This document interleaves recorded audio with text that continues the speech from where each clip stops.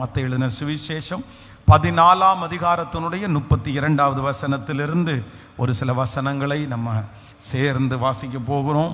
மத்தேயு எழுதின சுவிசேஷம் 14ஆம் அதிகாரத்தினுடைய 32வது வசனத்திலிருந்து ஒரு சில வசனங்களை வாசிக்கலாம். அவர்கள் படவில் ஏறின உடனே காற்று அமர்ந்தது.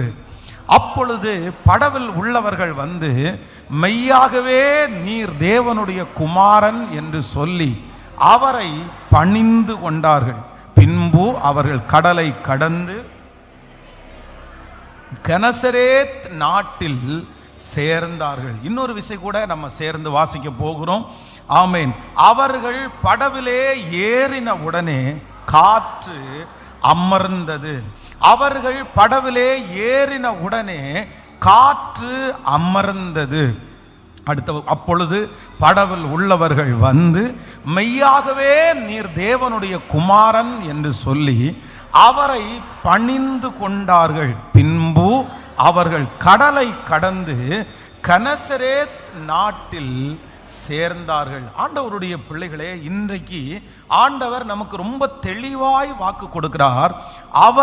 அவர்கள் படவிலே ஏறின உடனே காற்று அமர்ந்தது. அதுவரையிலையும் மிகவும் வேகமாய் அடித்து கொண்டிருந்த காற்று, அதுவரையிலையும் அவர்களை பயப்படுத்தி கொண்டிருந்த ஒரு காற்று, முன்னாடி செல்ல முடியாமல் தடுத்து நிறுத்தி எவ்வளவு பிரயாசம் எடுத்தாலும் அடுத்த பகுதிக்கு போக முடியாம அவர்களை பின்னோக்கி இழுத்து கொண்டிருந்த காற்று, அவர்களை முன்னேற விடாதபடி தடை செய்த காற்று. வேதம் சொல்லுகிறது, ஆண்டவரும் சேர்ந்து அவர்களோடு படவிலே ஏறின உடனே காற்று அமர்ந்தது. காற்று அமைதியானது. அந்த காற்றை மனிதனுடைய சித்தத்தினால் அடக்க முடியாத ஒன்று காற்று. மனிதனுடைய பணத்தினாலேயோ பலத்தினாலேயோ இந்த காற்றை அமர்த்தி விட முடியாது. ஏன் அப்படின்னா, இது சூழ்நிலையினாலே ஏற்படுகிற ஒரு பிரச்சனை. இது நம்முடைய கண்ட்ரோல்ல இல்லாத ஒரு பிரச்சனை. ஆனால் ஆண்டவராகிய இயேசு கிறிஸ்து அந்த படகிலே ஏறின உடனே அந்த காற்று அமர்ந்தது. இன்றைக்கு இந்த சத்தத்தை கேட்கிற ஒவ்வொருவரையும் பார்த்து ஆண்டவர் வாக்கு கொடுக்கிறார், உங்களுக்கு விரோதமாய் இருக்கிற காற்று சீக்கிரமாய் அமர போகிறது. உங்களை முன்னோக்கி போக விடாமல் தடை செய்து உங்களை எவ்வளவு பிரயாசப்பட்டாலும் அடுத்த படிக்கு கொண்டு போகாமல் பின்னோக்கி இழுக்கிற அந்த காற்றை கர்த்தர் வாக்கு கொடுக்கிறார். வெகு சீக்கிரத்திலே கர்த்தர் அமர பண்ண போகிறார். அதே இடத்திலே இருக்க பண்ணி பார்க்கிற நிலைமையே பார்க்க வைத்து ஒரு படி கூட எழும்ப விடாமல் எதிர்காலத்தை குறித்து யோசித்தாலே பயப்படுத்துகிற, இப்படியே இருந்துடுவோமா, இனி அடுத்ததுக்கு போகவே முடியாதா அப்படின்ற பயப்படுத்துகிற அந்த காற்றை ஆண்டவர் அமர பண்ணுவேன் என்று கர்த்தர் வாக்கு கொடுக்கிறார்.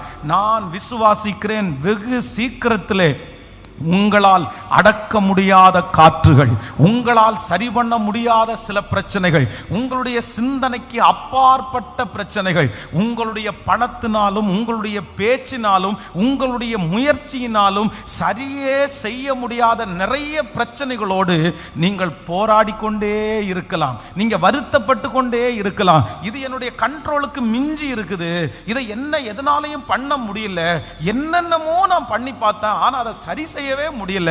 ஆனா ஏசப்பா இன்னைக்கு நம்ம எல்லாருக்கும் கர்த்தர் வாக்கு கொடுக்கிறார், உங்களால் கண்ட்ரோலுக்கு மிஞ்சி இருக்கிற, உங்களால் கட்டுப்படுத்த முடியாத, உங்களுக்கு எதிராக இருக்கிற அந்த காற்றை கர்த்தர் அமர பண்ணுவேன் என்று கர்த்தர் வாக்கு கொடுக்கிறார். நம்புறவர்கள் கரங்களை தட்டி கர்த்தருக்கு மகிமை செலுத்துவோம்.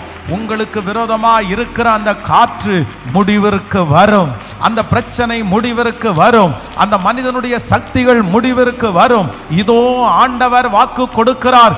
அவர் படவிலே ஏறின உடனே, அவர் அந்த பிரச்சனைக்குள்ளே வந்த உடனே கர்த்தர் வாக்கு கொடுக்கிறார், இந்த மாதம் ஆண்டவர் கடந்து வருகிறார், அந்த காற்று அமர போகிறது. அந்த காற்றை கர்த்தர் தம்முடைய கரத்தினாலே அடக்குகிறார். நீங்கள் பிரமிக்க போகிறீர்கள், நீங்கள் ஆச்சரியப்பட போகிறீர்கள். இதுவரையிலும் உங்களை தடுத்து நின்ற அந்த தடுப்பு சுவர் இதோ நான் பார்க்கும் போதே அது எடுக்கப்படுகிறது. அந்த காற்று என்கிற தடுப்பு சுவர் எடுக்கப்படுகிறது. உங்களை பின்னோக்கி இழுக்கிற அந்த தடுப்பு சுவரை கர்த்தர் எடுக்கிறேன். இது தீர்க்க தரிசனமான வார்த்தை. நம்புறவங்க எல்லாரும் கரங்களை தட்டி ஆமோதித்து, நல்லா ஆமோதித்து, இந்த மாதம் அது நடப்பதாக, பிரசங்கம் பண்ணி கொண்டிருக்கும் போது நடப்பதாக. கர்த்தருடைய கரம் தன்னுடைய கைகளினால் அடக்கி ஆளுகிற கர்த்தர், காற்றை தன்னுடைய பண்டக சாலையிலிருந்து பண்ணுகிற கர்த்தர், உங்களுக்கு விரோதமாய் எழும்பி நிற்கிற அந்த காற்றை அமர பண்ணுகிறதற்கு தேவன் வல்லவராய் இருக்கிறார். ஹல்லேலூயா. என்னுடைய ஆண்டவர் காற்றுகள் மேல் அதிகாரம் படைத்த கர்த்தர். ஆமென். இந்த சூழ்நிலையில பாத்தீங்கன்னா இந்த 14வது அதிகாரம், மத்தேயு எழுதின சுவிசேஷத்தினுடைய 14வது அதிகாரம் ரொம்ப ஒரு வித்தியாசமான, ரொம்ப ஆச்சரியமான ஒரு அதிகாரம். இந்த அதிகாரத்துல ஆண்டவருடைய அற்புதங்கள் இருக்கிறது, ஆண்டவருடைய போதனைகள் இருக்கிறது, நிறைய ஜனங்கள் பிரமிக்கப்படுகிற அதிசயங்கள் எல்லாம் இந்த அதிகாரத்திலே இருக்கிறது. இந்த அதிகாரத்திலே இருக்கிறதுலேயே ரொம்ப வேல்யூபிளான, இல்லைன்னா அப்படியே ரொம்ப எல்லாரும் ஆச்சரியப்படுகிற ஒரு அற்புதம் என்ன அப்படின்னு சொன்னா, ஆண்டவர் 5 அப்பத்தையும் 2 மீனையும் கொண்டு ஆண்டவர் 5000 பேருக்கு ஆண்டவர் போஷிக்கிற இந்த காரியத்தை, இந்த அவர்கள் எல்லாரும், வேதம் சொல்லுகிறது, சாப்பிட்டு திருப்தி அடைந்து, நீங்கள் 14ஆம் அதிகாரத்தினுடைய 20வது வசனத்தை வாசிக்கும் போது, எல்லாரும் சாப்பிட்டு திருப்தி அடைந்தார்கள், மீதியான துணிக்கைகளை 12 கூடை நிறைய எடுத்தார்கள். எல்லாரும் சாப்பிட்டு திருப்தி அடைந்தார்கள். இந்த 14வது வசனத்தினுடைய ஒரு 14வது அதிகாரத்தினுடைய ஒரு கீவேர்டு அப்படின்னு சொன்னா என்ன அப்படின்னா, எல்லாரும் சாப்பிட்டு திருப்தி அடைந்தார்கள், மீதியான துணிக்கைகளை 12 கூடை நிறைய எடுத்தார்கள். இன்றைக்கு ஆண்டவர் மறுபடியும் நம்மோடு பேசுகிறார். இது உங்களுடைய திருமணத்தில் நடக்க போகிறது, உங்க குடும்பத்தில் நடக்கிற நல்ல நிகழ்ச்சியில் இது நடக்க போகிறது, நீங்கள் வாங்க போகிற அந்த சம்பளத்தில் இந்த காரியம் நடக்க போகிறது, நீங்கள் கட்ட போகிற வீட்டில் இந்த காரியம் நடக்க போகிறது, நீங்கள் ஆரம்பிக்கிற ஒரு காரியத்தில் இந்த காரியம், இந்த வசனம் நிறைவேற போகிறது.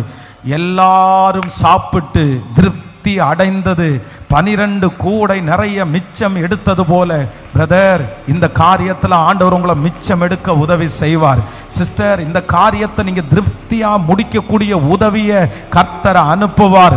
வேறு எங்கிருந்தும் இல்லை, வேறு எவரிடத்திலும் இல்லை, உன்னதமான தேவனிடத்திலிருந்து உங்களுக்கு ஒரு ஒத்தாசை கடந்து வரப்போகிறது, ஒரு உதவி கடந்து போகிறது. இந்த காரியம் நேர்த்தியாய் முடிய போகிறது. கர்த்தர் உங்க கைகளை திடப்படுத்த போகிறார். நீங்கள் நினையாத ஒரு இடத்திலிருந்து ஒரு உதவி உங்களுக்கு கடந்து வர போகிறது. நெடு நாட்களாய் காத்திருந்த இடத்திலிருந்து ஒரு உதவி உங்களுக்கு வர போகிறது. என்ன தேவையோ அந்த தேவை வாலண்டியராய் நீங்கள் நினைக்காத ஒரு இடத்திலிருந்து வந்து கர்த்தர் அந்த காரியத்தை செய்வேன் என்று வாக்கு கொடுக்கிறார். நல்ல கரங்களை தட்டி ஆமேன் ஆமேன் ஆமேன் ஆமேன் ஆமோதித்து இப்பவே இந்த பிரசங்கம் கேட்டுக்கொண்டிருக்கும் போதே நடக்கப்படுவதாக. கர்த்தர் உங்களை சாட்சியாய் நிறுத்துவார். நீங்கள் சாட்சி சொல்லுவீர்கள். எல்லாரும் சாப்பிட்டு மிச்சம் மீதியான துணிக்கைகளை 12 கூட நிறைய எடுத்தார்கள். ஹல்லேலூயா. இருந்ததை விட, அவங்க கையில எடுத்ததை விட மிச்சம் அதிகமாய் ஆண்டவர் தந்தார். நம்முடைய ஆண்டவர் எப்படி நம்மளை ஆசீர்வதிக்கிறவர் அப்படின்னா, நம்முடைய துவக்கத்தில் நம்மகிட்ட இருக்கிறத நம்ம பார்க்கறது அல்ல, அதை விட பல மடங்கு நமக்கு திரும்பி நிறைவாய் நடத்துறதற்கு கர்த்தர் வல்லவராய் இருக்கிறார். ஸோ இந்த மந்த் முடிகிறதற்குள்ள, இந்த வருஷம் முடிகிறதுக்குள்ள உங்களுக்கு 2 அற்புதம் நடக்க போகிறது. ஒன்று, உங்களுக்கு எதிரான காற்று அமரப்போகிறது. இன்னொன்று, எல்லாரும் சாப்பிட்டு திருப்தி அடைந்தார்கள், மீதியான துணிக்கைகளை 12 கூடை நிறைய எடுத்தார்கள். இது நடக்கும், இது நிச்சயமாகவே நடக்கும். இது கர்த்தரே நமக்கு செய்ய போகிறார். ஹல்லேலூயா. ஆண்டவருடைய பிள்ளைகளே, இந்த அதிகாரத்தை தியானிச்சுட்டு இருக்கும்போது இந்த இடத்துல ஒரு மிகப்பெரிய அற்புதம் இவர்களுக்கு நடக்க வேண்டும். அப்படின்னா சீடர்கள் எல்லாரும் ஆண்டவருடைய சத்தத்தை கேட்கிறதற்கு பல கிராமத்திலிருந்து பல இடங்களிலிருந்து ஜனங்கள் எல்லாரும் கால்நடையாய் நடந்து நிறைய பேர் வனாந்தரத்தில் வந்துட்டாங்க. ஆண்டவர் அங்க பிரசங்கம் பண்றாரு. அந்த பிரசங்கத்தை பார்த்து அந்த பிரசங்கத்தை கேட்டு அவங்க எல்லாரும் அப்படியே அங்க உட்கார்ந்துட்டாங்க. அவங்களுக்கு வீட்டுக்கு போகணும்னு மனசு தோணல, அப்படியே லேட் ஆகுதுன்னு மனசுக்கு தோணல. அந்த வார்த்தையை கேட்டு ஒருத்தர் கூட எழும்பாம எல்லாருமே அப்படியே இப்படி அப்படியெல்லாம் உட்கார்ந்துட்டாங்க. இப்போ திடீர்னு பார்த்தா அவங்களுக்கு என்ன ஆகுது அப்படின்னு சொன்னா, ரொம்ப டைம் ஆயிருச்சு. அப்படின்னா ஜனங்கள் இங்கேருந்து நடந்து இத்தனை செய்தியை கேட்டு இவ்வளவு களைப்போட இனி ஊருக்கு போகணும்னா வழியிலே அவர்கள் சோர்ந்து போவார்கள். ஆனா ஆண்டவருடைய சீடர்கள் 12 பேர் என்ன சொல்றாங்க அப்படின்னு சொன்னா, சரி நம்ம ஒன்றும் டென்ஷன் படுத்திக்க வேண்டாம், அவங்களை இன்னும் வச்சிருக்க வேண்டிய அவசியம் இல்லை, துரிதமா அவங்களை அனுப்பி விடலாம், அவங்கவுங்க வீட்டுக்கு போய் சாப்பிட்டுட்டு அவங்கவுங்க படுத்துற வேண்டியதான் அப்படின்னு சொல்லும் போது ஆண்டவர் அந்த இடத்துல என்ன சொல்றாருன்னா, இல்லப்பா களைச்சு போயிடுவாங்களே, அவங்க ஏற்கனவே நிறைய சத்தியத்தை கேட்டாங்க, ஆவிக்குரிய ஆகாரத்தை நான் அவங்களுக்கு தந்துட்டேன், ஆனா மாம்சத்திற்குரிய ஆகாரத்தை நான் அவங்களுக்கு தர வேண்டாமா? அப்போ இந்த ஆசீர்வாதம் என்று இருக்கிற இடத்துல ஒரு தேவனுடைய பிள்ளை இப்படிதான் இருக்கணும். இன்னைக்கு கிறிஸ்டியானிட்டியில பாத்தீங்க அப்படின்னா 2 வே இருக்குது, 2 வழி இருக்குது. ஒரு வழி ஒரு உபதேசம் வச்சுங்களேன். ஒரு உபதேசம் என்ன உபதேசம் அப்படின்னு சொன்னா, கஷ்டந்தாயா. இதுவே ஒரு வசனத்தை அவங்க எடுத்துக்குவாங்க, உலகத்தில் உங்களுக்கு உபத்திரவம் உண்டு, ஆனாலும் திடன் கொள்ளுங்கள், நான் உலகத்தை ஜெயித்தேன். அந்த வசனத்தை முழுமையா எடுக்காம அந்த வசனத்தினுடைய பாதியை மட்டுமே எடுப்பாங்க. என்ன எடுப்பாங்கன்னா, உலகத்தில் உங்களுக்கு உபத்திரவம் உண்டு, உலகத்தில் உங்களுக்கு உபத்திரவம் உண்டு, கிறிஸ்தவனா மாறினாலே உனக்கு உபத்திரவம் தான், ஆண்டவரோட நெருங்கினாலே உனக்கு உபத்திரம் தான், இந்த உலகத்தில் பாடுகள் மட்டும்தான் உனக்கு இருக்கும் அப்படின்ற ஒரு உபதேசம் இருக்குது. இன்னொரு உபதேசம் என்ன உபதேசம் அப்படின்னு சொன்னா, ஒரே செழிப்பின் உபதேசம். ஆண்டவர் நல்லா வைப்பாரு. நீ வாளாகாமல் அந்த தலையாவாய், நீ கீழாகாமல் மேலாவாய், கர்த்தர் உன்னை வானத்து நட்சத்திரங்களை போல பெருக பண்ணுவார். இந்த வசனங்கள் எல்லாம் உண்மைதான். ஆனா அவங்களுடைய எண்ணம் என்ன அப்படின்னா, உனக்கு கஷ்டமே இல்லை, உனக்கு பாடுகளே இல்லை, உனக்கு பிரச்சனையே இல்லை, இப்படிப்பட்ட ஒரு உலகம். அப்படியே அந்த டீச்சிங் இது ஒரு பக்கத்துல போயிட்டு இருக்குது. ஆனா ஒண்ணு நீங்க நினைச்சுக்குங்க, உண்மையான வேதத்தினுடைய சத்தியம் என்ன அப்படின்னு சொன்னா, வேதம் சொல்கிறது, முதலாவது தேவனுடைய ராஜ்யத்தையும் அவருடைய நீதியையும் தேடுங்கள், அப்பொழுது இவைகளெல்லாம் உங்களுக்கு கூட கொடுக்கப்படும். ஆண்டவர் அத்தனை பேரை வச்சு உபதேசம் பண்ணிட்டு பசியோட பட்டினியோட அவங்கள அனுப்பவும் இல்லை, அதே நேரத்தில் வந்த உடனே பெரிய பிரியாணியை போட்டு அடிச்சு எல்லாரையும் கொளுத்த கன்று மாதிரி சாப்பிடுங்க, வெறும் சாப்பாட்டு ஊழியம் மட்டும்தான் அப்படின்னு ஆண்டவர் சொல்லலை. ஆவிக்குரிய ஆகாரத்தை கொடுத்து அவர்களை எப்படி ஆவிக்குரிய வாழ்க்கையை கட்டினாரோ அதே போல இந்த உலகத்திலே வாழ்வதற்கு கர்த்தர் அவர்களுக்கு உணவையும் கொடுக்க வேண்டும் என்று அவர் கரிசனை உள்ளவராயிருந்தார். நான் விசுவாசிக்கிறேன், இந்த ஆண்டவரை தேடினதற்கு பிற்பாடு வெறும் ஆவிக்குரிய ஆகாரம் மட்டும் அல்ல, நீங்க இதுவரையிலும் ஆவிக்குரிய வாழ்க்கையிலே வளர்ந்திருப்பீர்கள், நிறைய ஜெபித்திருப்பீர்கள், வேத வசனத்தை எல்லாம் நிறைய நீங்க தியானிச்சிருப்பீங்க. ஆனா உங்களுடைய வெளியில எந்த பிளஸிங்கும் உங்களுக்கு இல்லாம இருக்கலாம். சொந்தக்காரங்கெல்லாம் நிறைய பேர் பார்க்கும்போது அதுல போய் நீ என்ன கண்ட, அதுல இருந்து போனதுக்கு அப்புறம் தான் நீ இப்படி கஷ்டப்படுற, அங்க போய் உனக்கு எந்த ஆசீர்வாதமும் இல்லை, நாங்க பாரு எவ்வளவு செழிப்பா இருக்கிறோம், நாங்க பாரு கார் வாங்கிட்டோம், நாங்க பாரு வீடு கட்டிட்டோம், உங்களை பார்த்து நிறைய பேர் அப்படி சொல்லலாம். ஆனா கர்த்தர் உங்களுக்கு போதுமான அளவிற்கு உங்களை ஆசீர்வதிக்கிறதற்கும் கர்த்தர் வல்லவராய் இருக்கிறார். வருகிற நாட்களிலே நீங்கள் அவர்களை பார்த்து எங்களுக்கு குறைவு என்று நீங்கள் சொல்ல மாட்டீர்கள், அதற்கு மாறாக எங்களை கர்த்தர் திருப்தியாய் நடத்துகிறார் என்று சொல்லுகிற அந்த கிருபையை தருவார் என்று நம்புறவங்க நல்ல கரங்களை தட்டி ஆமென், ஆமென், ஹalleluya, ஹalleluya, ஆமென். எல்லா ஆண்டவருடைய பிள்ளைகளுக்கும் இந்த 2 விதத்திலையும் நீங்க எப்பொழுதுமே ரொம்ப பேலன்ஸ்டா இருக்கிறதுக்கு கற்றுக்கொள்ளணும். அதே நேரத்தில் நமக்கு ஆசீர்வாதம் ஆசீர்வாதம் அப்படின்னு நம்ம ஓடிடக்கூடாது, அதே நேரத்தில் பாடுகள் பாடுகள் பாடுகள் அப்படின்னு ஓடிடக்கூடாது. சில பாடுகளை ஆண்டவருடைய பிள்ளைகள் ஜெபித்து மேற்கொள்ளணும். சில பாடுகள் பிசாசினால தான் அந்த பாடுகள் உண்டாயிருக்கும். பாருங்க, ஒரு கூன் வியாதியுள்ள ஒரு சகோதரி எவ்வளவேனும் நிமிர முடியாத கூனி. ஆனா அவங்க எங்க பார்த்தாருன்னா தேவாலயத்துல தான் பார்க்கிறாரு. ஆனா அந்த இடத்துல என்ன நடக்குது அப்படின்னு சொன்னா, அந்த கூன் வியாதியை கொடுத்த அசுத்த ஆவி ஆண்டவர் துரத்துறாரு. அப்போ சில பாடுகள் நம்ம ஆலயத்திற்கு வந்தாலும் சில பாடுகள் சத்துருனாலே இருக்கும், பிசாசுனாலே இருக்கும். அப்ப அந்த கூனோட வாழ்றது, அந்த பிரச்சனையோட வாழ்றது ஆண்டவருடைய சித்தம் அல்ல. நீங்க பிசாசை துரத்துவீர்கள், அப்பொழுது அதிலிருந்து கர்த்தர் உங்களுக்கு விடுதலை கொடுக்கிறதற்கு வல்லவராய் இருக்கிறார். ஆண்டவரை அனுமதிச்சு ஒரு பாடுகள் உங்களுக்கு இருக்கிறது தவறல்ல. உங்களை உருவாக்குறதற்காக கர்த்தர் ஒரு முள் வச்சிருக்கிறது தவறல்ல. ஆனா அதே நேரத்தில் சத்துரு நமக்கு வைத்திருக்கிற முள்ளோட நம்ம வாழ முடியாது. செய்வனை என்கிற அந்த முள்ளோட நம்ம வாழ முடியாது. உலகத்தில் இருக்கிற சில காரியத்தினுடைய முள்ளோட நம்ம வாழக்கூடாது. கர்த்தர் வைக்கிறது வேற, உலகத்தில் இருக்கிற அந்த முள்ளை ஜெயிக்கக்கூடிய பலனை கர்த்தர் அத்தனை பேருக்கும் தருவார். நான் சொன்ன வார்த்தை உங்களுக்கு புரிஞ்சிருச்சுன்னு நினைச்சா கைகளை தட்டி கர்த்தருக்கு ஒரு மகிமை செலுத்தி ஆமென், தேங்க் யூ ஜீசஸ். அப்போ ஆண்டவர் இந்த இடத்துல ஜனங்களுக்காக கர்த்தர் பரிதபிக்கிறார். இல்லப்பா, இல்ல இந்த அற்புதம் நடந்துதான் ஆகணும், நான் அவங்களுக்கு ஆகாரம் கொடுக்கணும், அவங்கள வெறுமையான அனுப்ப முடியாது. அப்போ இந்த இடத்துல 14ஆம் அதிகாரத்துல சீடர்கள் அந்த சூழ்நிலையை ஆண்டவருக்கு விவரித்து காண்பிக்கிறார்கள். ஆண்டவரே, நாங்க ஒன்றும் பாசமா இல்லாத மாதிரி எல்லாம் கிடையாது, நாங்களும் அவங்க சாப்பிடாம போகணும்னு நினைக்கல, அவங்க கஷ்டப்படணும்னு நினைக்கல. ஆனா என்ன அப்படின்னு சொன்னா, இத்தனை பேருக்கு இந்த இடத்துல ஆகாரம் கொடுக்கிறதற்கு இந்த சூழ்நிலை சரியில்லை. இந்த சூழ்நிலை 3 விதமான ஒரு சூழ்நிலை இருக்கிறது. இன்றைக்கு ஆண்டவர் நம்மோட என்ன பேச போறார் அப்படின்னா, உங்களுக்கு ஒரு பெரிய அற்புதம் தேவை, உங்களுக்கு ஒரு பெரிய விடுதலை தேவை. ஆனா அந்த விடுதலை தேவை, அந்த அற்புதம் தேவை. ஆனா நடக்க கூடாதபடிக்கு இந்த 3 சூழ்நிலைகளும் உங்க வாழ்க்கையில் இருக்கலாம். ஆனா நான் நம்புறேன், இந்த 3 சூழ்நிலைகளை விட பெரிய தேவன் உங்களோடு கூட இருக்கிறத கர்த்தர் நிரூபிக்கிறதற்கு வல்லவராய் இருக்கிறார்.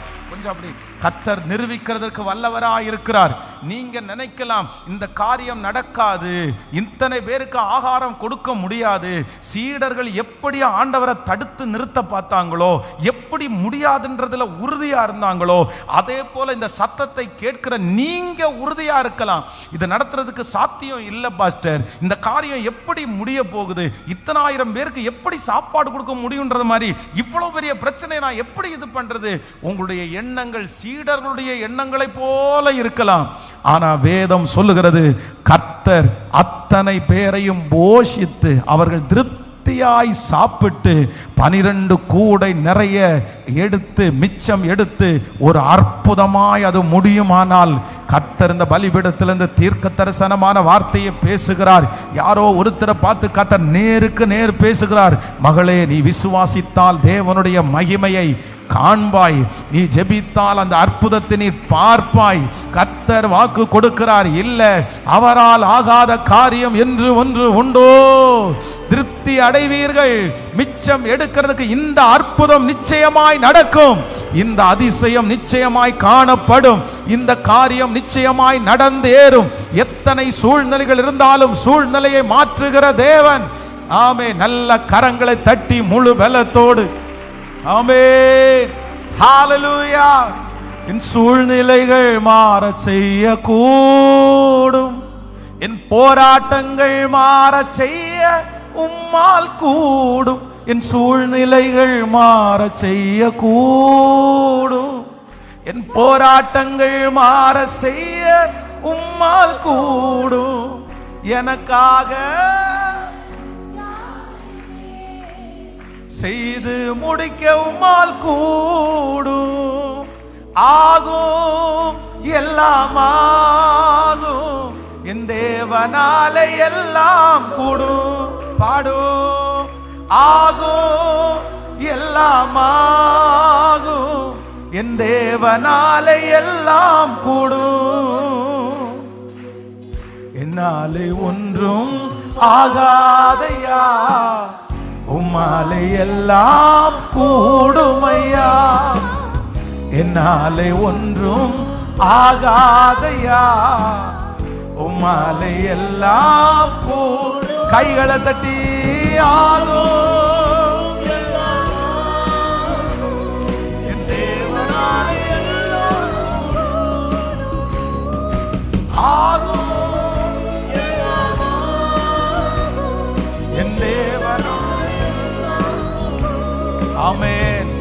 ஹalleluya, ஹalleluya. Thank you Jesus. எத்தனை பேர் விசுவாசிக்கிறீங்க? ஆமென். நடக்காது அப்படின்றதற்கு எத்தனை வார்த்தைகளை சீசலிடத்தில் இருந்தாலும் அவங்க எல்லா வார்த்தையும் சொல்லிட்டாங்க. ஆனா ஆண்டவர் அவங்கள பார்த்து என்ன சொல்றாரு அப்படின்னு சொன்னா, இவர்களுக்கு ஆகாரம் யார் கொடுங்க, யார் கொடுங்க? நான் கொடுப்பேன்னு ஆண்டவர் சொல்லல. நீங்க 16வது வசனத்தை வாசிக்கும் போது, இயேசு அவர்களை நோக்கி, அவர்கள் போக வேண்டியது இல்லை, நீங்களே அவர்களுக்கு. ஆனா இவங்க என்ன சொல்றாங்க அப்படின்னு சொன்னா, உம்மாலே முடியாது.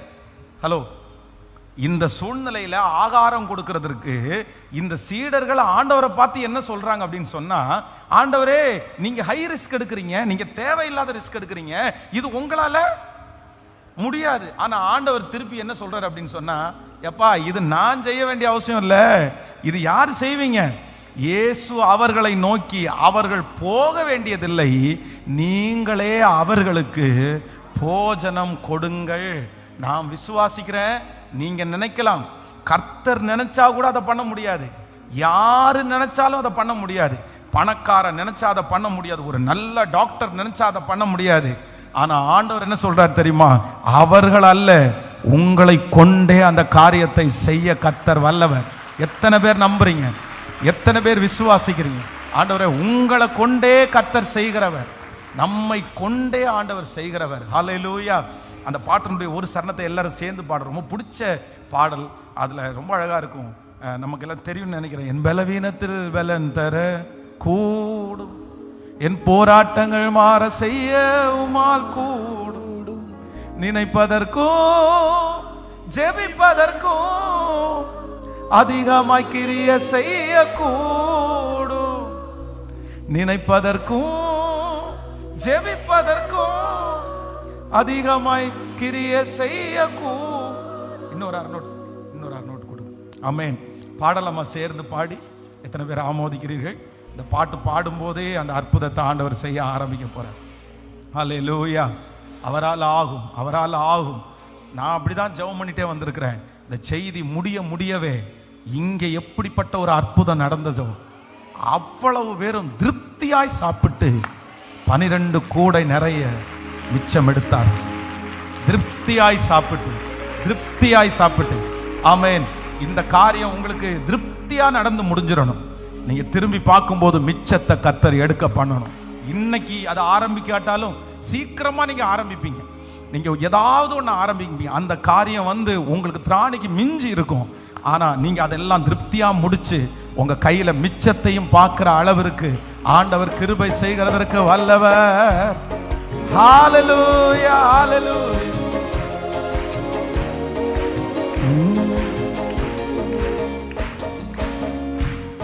என் பலவீனத்தில் பலன் தர கூடும், போராட்டங்கள் மாற செய்ய உம்மால் கூடும், என் பலவீனத்தில் பலன் தர கூடும், போராட்டங்கள் மாற செய்ய உம்மால் கூடும், எனக்காக யாவையுமே செய்து முடிக்க உம்மால் கூடும், எனக்காக யாவையுமே செய்து முடிக்க உம்மால் கூடும். சொல்லு, ஆகும் எல்லாம் ஆகும், தேவனால எல்லாம் கூடும். கைகளை மேல தட்டி, ஆகும் எல்லாம் ஆகும், தேவனால எல்லாம் திரும்ப திரும்ப ஆகும், தேவனால எல்லாம் கூடும். காரியங்கள் மாற செய்ய கூடும், கடனே இல்லா வாழ்வை தர உம்மால் கூடும், காரியங்கள் மாற செய்ய கூடும், கடனே இல்லா வாழ்வை தர உம்மால் கூடும், எனக்காக யாவையுமே செய்து முடிக்க உம்மால் கூடும், எனக்காக யாவையுமே செய்து முடிக்க உம்மால் இப்ப கைகளை தட்டி ஆகும். தேவனாலே எல்லாம் கூடும் சொல்லு ஆகும். என் தேவனாலே இன்னொரு விசை ஆகும் ஆகும் எல்லாம் ஆகும். என் தேவனாலே எல்லாம் கூடும். ஹல்லேலூயா ஆமென். ஆண்டவராலே கூடாதது ஒன்றுமே இல்லை. இன்னைக்கு அந்த 3 காரியத்தை நம்ம தியானிக்க போறோம். அப்படின்னா சீடர்கள் ஆண்டவர் சொல்றாரு இவர்கள் எல்லாருக்கும் ஆகாரம் கொடுங்கன்னு சொல்லும்போது அவங்க அந்த 3 சூழ்நிலையை ஏசப்பாட்ட எடுத்து காமிக்கிறாங்க. இல்லை ஆண்டவரே, நீங்க நினைக்கிறது மாதிரி இல்லை, இந்த சிச்சுவேஷன் ரொம்ப மோசமா இருக்குது. முதலாவதாக 14ஆம் அதிகாரம், மத்தேயு எழுதின சுவிசேஷம் 14ஆம் அதிகாரத்தினுடைய 15வது வசனத்தை எல்லாரும் சேர்ந்து வாசிக்கலாமா? எல்லாரும் சேர்ந்து வாசிக்கலாம். மத்தேயு எழுதின சுவிசேஷம் 14ஆம் அதிகாரம் 15வது வசனம் வாசிக்கலாம். சாயங்காலம் ஆனபோது அவருடைய சீடர்கள் அவரிடத்திற்கு வந்து, இது வனாந்தரமான இடம், நேரமும் ஆயிற்று, ஜனங்கள் கிராமங்களுக்கு போய் தங்களுக்கு போஜன பதார்த்தங்களை கொள்ளும்படிக்கு அவர்களை அனுப்பிவிட வேண்டும் என்றார்கள். ஆமென். கர்த்தருடைய பிள்ளைகளே, ஃபர்ஸ்ட் நம்பர் 1, முதலாவதாக இந்த சீடர்களை ஆண்டவரை பார்த்து என்ன சொல்றாங்கன்னா, ஆண்டவரே துரிதமா அனுப்பிடுங்க, வேகமா அனுப்பிடுங்க. இவங்களை இன்னும் ரொம்ப நேரம் நம்ம வச்சிருக்க வேண்டிய அவசியம் இல்லை, அவங்களுக்கு நம்ம எதுவுமே கொடுக்க முடியாது. காரணம் என்ன அப்படின்னு சொன்னா, சாயங்காலமான போது ஸோ அது அவங்க சொல்ற நேரம் காலை நேரம் அல்ல, இல்லைன்னா அவங்க சொல்ற நேரம் மதியான நேரம் அல்ல. இந்த வார்த்தையை சொல்லும் போது என்ன நடக்குது அப்படின்னு சொன்னா, ரொம்ப சாயந்தரம் ஆயிடுச்சு. அப்படின்னா ரொம்ப டைம் ஆயிடுச்சு. ஒருவேளை இப்போ பாருங்களேன், இரவுல நைட்டு ஒரு மீட்டிங் முடிச்சு உங்களுக்கு சாப்பாடு கொடுக்கணும்னு வச்சுக்கோங்களேன். நீங்க ஒரு 10 பேர் சாப்பாடுக்காக வந்தீங்க அப்படின்னு சொன்னா, சரி பரவாயில்ல, 10 பேர் தானே இருக்கிறாங்க, அவங்களுக்கு ஒரு தோசை சுட்டு கொடுக்கலாம், ஆல்ரெடி மாவு பாக்கெட் கடையிலே கிடைக்குது, அதை வாங்கி தோசை சுட்டு கொடுக்கலாம், ஒரு சட்னி அரைச்சா முடிஞ்சிடும் அப்படின்னு சொல்லலாம். இது 10 பேரோ 100 பேரோ அல்ல, கிட்டத்தட்ட ஒரு 15,000 பேர் பக்கத்தில் அங்கே இருக்கிறாங்க. ஸோ இந்த 15,000 பேருக்கு ஆகாரம் கொடுக்கணும்னா என்ன பண்ணணும்னா, 3 நாளைக்கு முன்னாடி ப்ரிப்பரேஷன் ஆகணும், இல்லைன்னா 2 நாளைக்கு முன்னாடி ப்ரிப்பரேஷன் ஆகணும். ஒருவேளை இவங்க ப்ரிப்பரேஷன் ஆகல அப்படின்னா கடையில் வாங்குறதுன்னா கூட அவங்க காலையிலே சொல்லி இருக்கணும். ஆனால் 3 நாளைக்கு முன்னாடி இந்த ப்ரிப்பரேஷன் ஆகலை, 2 நாளைக்கு முன்னாடியும் ஆகலை, காலையிலையும் சொல்லலை. இப்போ லாஸ்ட் மினிட், கடைசி நேரம், எல்லாரும் போகும்போது கடைசியில் சீடர்கள் என்ன சொல்றாங்கன்னா, ஆண்டவரே சாயந்தரம் ஆயிருச்சு, நம்ம போய் கடையில் போய் வாங்கிட்டு வர முடியாது, அதுக்குள்ள இருட்டிரும், இன்னும் இத்தனை 1000 பேருக்கு சாப்பாடு கொடுக்குற அளவிற்கு எத்தனை கடையில் வாங்குவோம், கடையில் வாங்க முடியாது, சாயந்தரம் ஆயிருச்சு. அப்போ முதலாவது சூழ்நிலை, இந்த இடத்துல அற்புதம் நடக்காது என்பதற்காக சீடர்கள் சொல்லுகிற முதல் சூழ்நிலை என்ன அப்படின்னு சொன்னா, ரொம்ப டைம் ஆயிருச்சு. இது காலம் அல்ல, இதுக்கு முன்னாடி தான் காலம், நேற்றைக்கு தான் அதனுடைய காலம், 3 நாளைக்கு முன்னாடி தான் அதனுடைய காலம். 1 வருஷத்துக்கு முன்னாடி இருந்துன்னா கூட நான் ஹோப்பா சொல்லியிருப்பேன், 6 மாசத்துக்கு முன்னாடினா கூட நான் கண்டிப்பா இது நடக்கும்னு சொல்லியிருப்பேன். ஆனா இப்போ என்ன ஆச்சு அப்படின்னு சொன்னா, டைம் முடிஞ்சிருச்சு, நேரம் முடிஞ்சிருச்சு, இனி அந்த மாதிரி ஒரு அற்புதத்தை நான் பார்க்க முடியாது, இனி அப்படிப்பட்ட ஒரு ப்ரிப்பரேஷன் பண்ண முடியாது. காரணம் என்ன அப்படின்னு சொன்னா, காலம் கடந்து போயிருச்சு, நாட்கள் கடந்து போயிருச்சு, டைம் ரொம்ப பாராயிருச்சு, இதுக்கு மேல நான் அப்படி எதிர்பார்க்கவே முடியாது. ஆனால் கர்த்தர் கிருபையாய் அற்புதம் செய்தார். அவர்களுக்கு அது சாயந்தரமானதா இருக்கலாம், அவர்களுடைய காலம் முடிஞ்சு போயிருக்கலாம், அவர்களுக்கு இனி நேரமே இல்லாம இருக்கலாம். ஆனா கர்த்தர் லாஸ்ட் மினிட்ல அந்த 5 அப்பத்தையும் 2 மீனையும் எடுத்து கர்த்தர் ஆசீர்வதித்து அங்க இருக்கிற அத்தனை பேருக்கும் போஷித்து கர்த்தர் மிச்சம் எடுக்கிறதற்கு ஆண்டவர் உதவி செய்தார். ஹல்லேலூயா. நான் விசுவாசிக்கிறேன், இந்த சத்தத்தை கேட்கிற யாரோ ஒருத்தர் நீங்க வந்திருக்கலாம். உங்களுக்கு என்ன முடிஞ்சிருக்கலாம் அப்படின்னு சொன்னா, ஒருவேளை உங்களுடைய வயசு முடிஞ்சிருச்சுன்னு நீங்க சொல்லலாம், நாள் முடிஞ்சிருச்சுன்னு நீங்க சொல்லலாம், டைம் ஒருவேளை மாற்றப்பட்டவர்களா இருக்கலாம். என் பிள்ளைக்கு காலம் முடிஞ்சிருச்சு பாஸ்டர், என் பிள்ளைக்கு நடத்த வேண்டிய இந்த டைம் ரொம்ப தூரமா போயிருச்சு, இனி நான் எப்படி எதிர்பார்ப்பேன், இனி அந்த ஆசீர்வாதத்திற்காக எப்படி எதிர்பார்க்கிறது? இன்னைக்கு உங்களுக்கு பயம் இருக்கிறதற்கு காரணம் டைம் முடிஞ்சதுனால தான். ஒருவேளை அந்த பயம் உங்களுக்கு இருக்கலாம், அந்த காலங்கள் தாண்டதுனால தான் ஒருவேளை அந்த பயம் உங்களுக்குள்ள வந்திருக்கலாம். இவ்வளவு வயசுக்கு அப்புறமா, இத்தனை நாளுக்கு அப்புறமா எனக்கு அது முடிஞ்சு, இப்போ இதுக்கு ஒரு 5 வருஷத்துக்கு முன்னாடி இருந்தா கூட பரவாயில்ல, இதுக்கு மேல.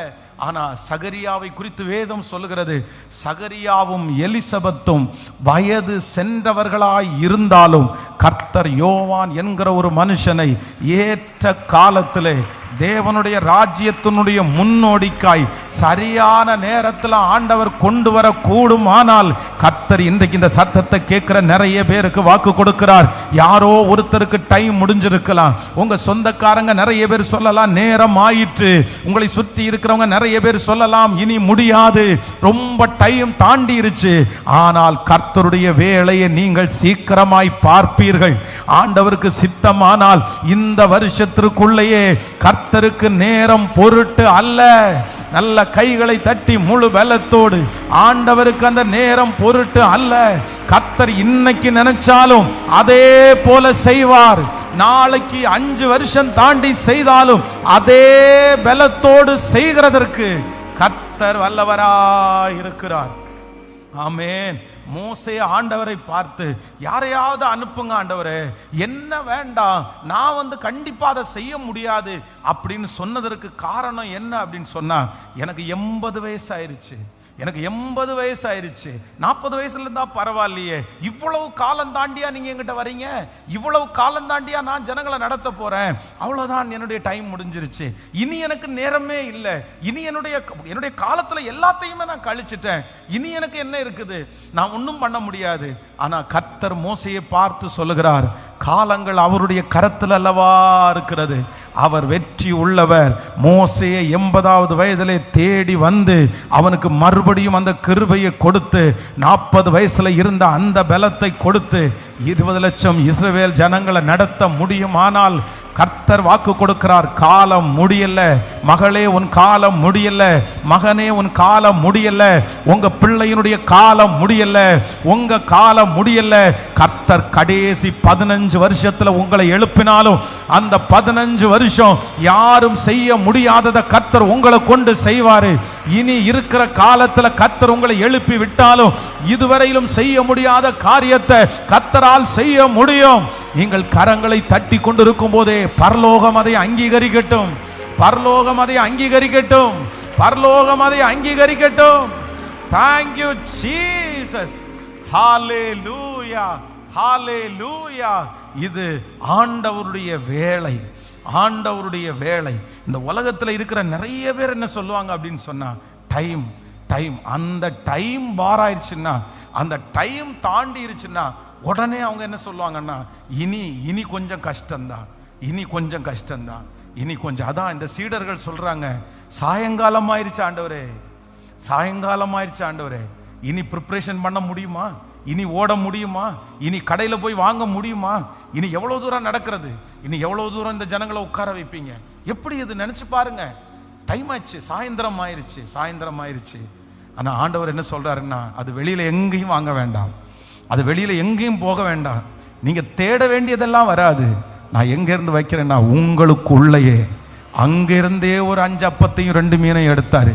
அவர்களுடைய கூட்டத்திலிருந்தே ஒரு சின்ன பையனை கர்த்தர் எழுப்பினார்.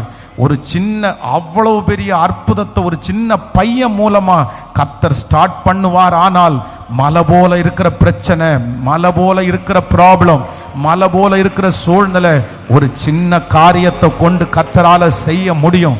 உங்க சின்ன வருமானத்தை கொண்டு கர்த்தரால செய்ய முடியும். இந்த மலையை பார்த்து பயப்படாதீங்க, கர்த்தர் யாரோ ஒருத்தருக்கு தீர்க்க தரிசனமா சொல்றாரு, இந்த மலையை பார்த்து நீ பயப்படாதே மகளே, இந்த மலையை பார்த்து பயப்படாதே. கர்த்தர் ஆமென் இந்த சிறு தாவீதை கொண்டு கோலியாத்தை ஜெயிக்க உண்மையானால் உங்களை கொண்டு கர்த்தரதை நிச்சயம் கர்த்தர் செய்வார். ஹல்லேலூயா. நிறைய பேருக்கு நேரம் ஆரம்பிக்க போகிறது, அந்த சரியான நேரம் ஆரம்பிக்க போகிறது. இந்த பிரசங்கம் நடக்க நடக்க அந்த நேரம் ஆரம்பிக்க போகிறது. இனிதான் உங்க டைம், இனிதான் உங்க டைம். இதோ கர்த்தர் உங்களை பயன்படுத்தக்கூடிய டைம் நெருங்கிருச்சு. அவருடைய கையில எடுக்கக்கூடிய நேரம் நெருங்கிருச்சு. அவருடைய அன்புல நான் ஏற்றுகிற டைம் நெருங்கிருச்சு. உங்களை யுத்த களத்துல கர்த்தர் ஆமென் அனுப்ப போகிறார். நீங்கள் இதோ பட்டயமாய் புறப்பட்டு போக போகிறீர்கள். இந்த பட்டயம் இதுவரைக்கும் கர்த்தருடைய அடைப்பையிலே இருந்தது. இதோ இப்பொழுது கர்த்தருக்கு நேரம் வந்துவிட்டது, என் வேலை வந்தது.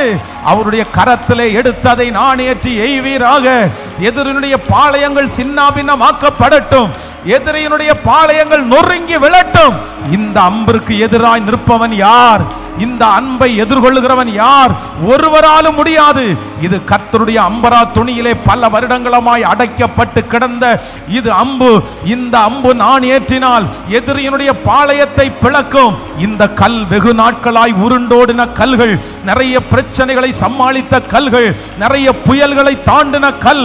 இந்த கல் இப்பொழுது புறப்பட்டு போய் எதிரியினுடைய நெற்றியிலே பட்டு எதிரியை அழிக்க போகிறது. நல்ல கரங்களை தட்டி ஓ ஹல்லேலூயா. அந்த அபிஷேகம் இப்பொழுது பேசிக்கொண்டிருக்கும் போதே நெடுநாள் இருக்கிற தடைகள் உடைவதாக. ஓ வருஷமாய் காத்திருக்கிற காத்திருப்புகள் ஒரு முடிவிற்கு வருவதாக. இந்த வயசுல இந்த காரியம் நடக்குமா என்று கேட்டவர்களுக்கு முன்பாய் நடக்கும். பலத்தினாலும் அல்ல, பராக்கிரமத்தினாலும் அல்ல, தேவனுடைய ஆவியினாலே இது ஆகும். கர்த்தருடைய ஆவியினாலே ஆகும். கர்த்தருடைய ஆவியினாலே ஆகும். கர்த்தருடைய ஆவியினாலே ஆகும். ஹல்லேலூயா. வாலிப தம்பி, நீ எழும்ப வேண்டிய நேரம் வந்துருச்சு. வாலிப தம்பி தங்கச்சி, நீ கர்த்தருக்காக எழும்ப வேண்டிய நேரம் வந்துருச்சு. இதுவரையிலும் டைமை தொலைச்சிட்டேன், டைம் மாறிடுச்சு, டைம் போயிருச்சு, வீணடிச்சிட்டேன், இப்படி உட்கார்ந்துட்டேன், எதுவுமே நடக்கல அப்படின்னு சோர்ந்து போகாதீங்க. ஆண்டவர் உங்களுக்கு நிச்சயமாய், அவருக்கு நேரம் ஒரு பொருட்டு அல்ல, அவருக்கு ஒரு நேரம் ஒரு பொருட்டு அல்ல. எத்தனை பேர் இதை விசுவாசிக்கிறீங்க? இனி கர்த்தர் உங்களை எழுப்புனா கூட போதுமானது. இனி எழுப்பினாலும் நீங்க 40 வருஷம் பிரகாசிப்பீங்க. இனி கர்த்தர் உங்களை எழுப்பினாலும் 30 வருஷம் பிரகாசிப்பீங்க. ஆமென். இதுக்கு முன்னாடி செய்யாததை இனி கர்த்தரால செய்ய வைக்க முடியும், செய்ய வைக்க முடியும். நீங்க இன்னைக்கு அதை போய் அறிக்கை செஞ்சு ஜெபம் பண்ணுங்க. ஆண்டவரே, இவ்வளவு காலங்கள் வீணா போகுது, இவ்வளவு காலம் என் பிள்ளைக்கு வீணா போகுது. நிறைய பேர் மனசுல அதை தான் நீங்க நினைச்சிட்டு வந்திருக்கலாம். உங்க இருதயத்துக்குள்ள இன்னைக்கு நிறைய பேரோட கர்த்தர் நேருக்கு நேர் பேசிட்டு இருக்கலாம். நேர கர்த்தர் என்கவுண்டர் பண்ணலாம். உங்களுடைய ஒவ்வொரு நாளும் கடத்த காலையில எழும்பும் போது டேட்டை பார்க்க உங்களுக்கு அதிர்ச்சியா இருக்கலாம். அதுக்குள்ள இத்தனை வருஷம் உருண்டோடிடுச்சே, அதுக்குள்ள இத்தனை காலங்கள் போயிருச்சே, ஐயோ இதுவரைக்கும் ஒண்ணுமே நான் பண்ணலையே, இதுவரைக்கும் ஆரம்பிக்கவே இல்லையே, இதுவரைக்கும் எனக்கு எதுவுமே வாய்க்கலையே, என்ன பண்ணுவேன்? ஆனா ஆண்டவர் சாயங்காலமான போது அற்புதம் செய்வது அவருக்கு லேசான காரியம். அற்புதம் செய்வது அவருக்கு லேசான காரியம். கர்த்தர் சிலருக்கு இன்றே தொடங்குகிறார், சிலருக்கு இப்பவே ஆண்டவர் தொடங்குகிறார், சிலருக்கு இந்த மாதம் முடிகிறதுக்குள்ள ஆண்டவர் தொடங்குகிறார், சிலருக்கு இந்த வருடம் கர்த்தர் தொடங்குகிறார். சொல்லுங்க, நான் விசுவாசிக்கிற ஆண்டவரேன்னு சொல்லுங்க, நான் விசுவாசிக்கிற ஆண்டவரேன்னு சொல்லுங்க. இது நடக்கும்னு சொல்லுங்க. ஏசப்பாட்ட சொல்லுங்க, நான் ஜெபிங்க. எஸ், உங்க பிள்ளைகளுக்காக நடக்கட்டும். எஸ், கர்த்தருடைய பலத்த பிரசன்னம். ஆமென். ஆண்டவருடைய ஒரு பெரிய உலாவுதல் இங்க இருக்கிறத நான் பார்க்கிறேன். ஏசப்பா ஏசப்பா ஏசப்பா அப்படி ஜெபிக்கிற ஒவ்வொரு பிள்ளைகளுக்கும் இந்த செய்தியை கேட்டு விசுவாசித்து, நான் நம்புற ஆண்டவரேன்னு சொல்லுங்க. நான் நம்புற ஆண்டவரே, நான் ஒரு நாள் சாட்சி சொல்லணும், என் சாட்சிய பாஸ்டர் வாசிக்கணும், இந்த மாதிரி இருந்த என் பிள்ளையினுடைய சாட்சியை வாசிக்கணும்னு நீங்க சொல்லுங்க. இயேசுவே நடக்கட்டும். தகப்பனே தகப்பனே தகப்பனே தகப்பனே தகப்பனே, கர்த்தரை செய்ய வல்லவராய் இருக்கிறார். ஆமே. நம்பர் 2, இரண்டாவதாக இந்த சீடர்கள் இரண்டாவது ஒரு காரணம் சொல்றாங்க. ஆண்டவரே, இந்த அற்புதம் நடக்கிறதற்கு வாய்ப்பில்லை. எப்படி இந்த காரியத்தை நீங்க செய்யணும்னு நினைக்கிறீங்க? இத்தனை பேருக்கு ஆகாரத்தை எப்படி கொடுப்போம் அப்படின்னு சொல்றதற்கு இவர்களிடத்துல இன்னொரு ரீசன் இருக்குது, இன்னொரு காரியம், இன்னொரு சூழ்நிலை அவர்கள் இருக்கிறது. வாசிக்கலாம், அந்த 14ஆம் அதிகாரத்தினுடைய 15வது வசனத்திலிருந்து வாசிக்கலாம். சாயங்காலமான போது அவருடைய சீடர்கள் அவரிடத்தில் வந்து,